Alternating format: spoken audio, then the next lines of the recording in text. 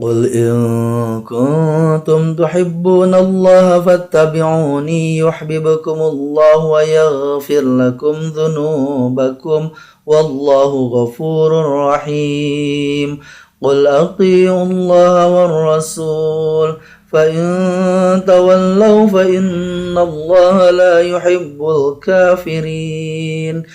إن الله اصطفى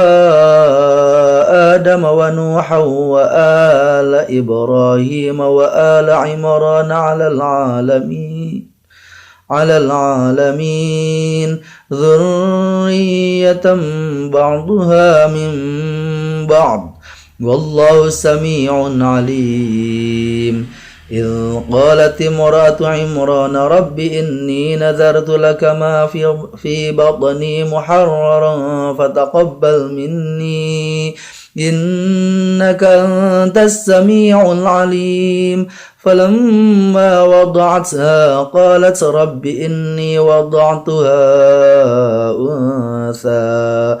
والله أعلم بما وضعت وليس الذكر كالأنثى وإني سميتها مريم وإني أعيذها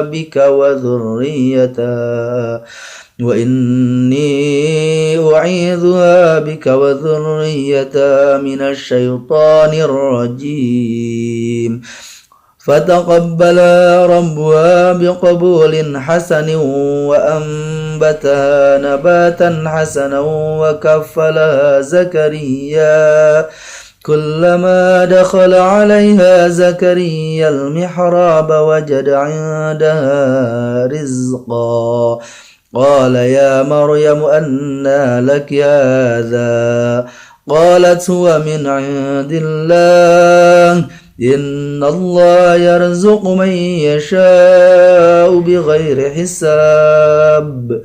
هنالك دعا زكريا ربه قال رب هب لي من لدنك ذرية طيبة إنك سميع الدعاء فنادته الملائكة وهو قائم يصلي في المحراب أن الله يبشرك بيحيى مصدقا بكلمة من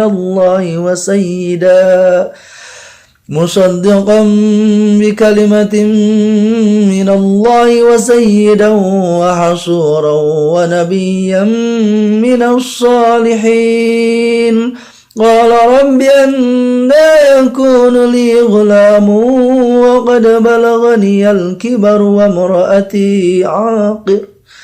وامرأتي عاقر قال كذلك الله يفعل ما يشاء قال رب اجعل لي آية قال آيتك ألا تكلم الناس 3 أيام إلا رمزا واذكر ربك كثيرا وسبح بالعشي والإبكار صدق الله العظيم.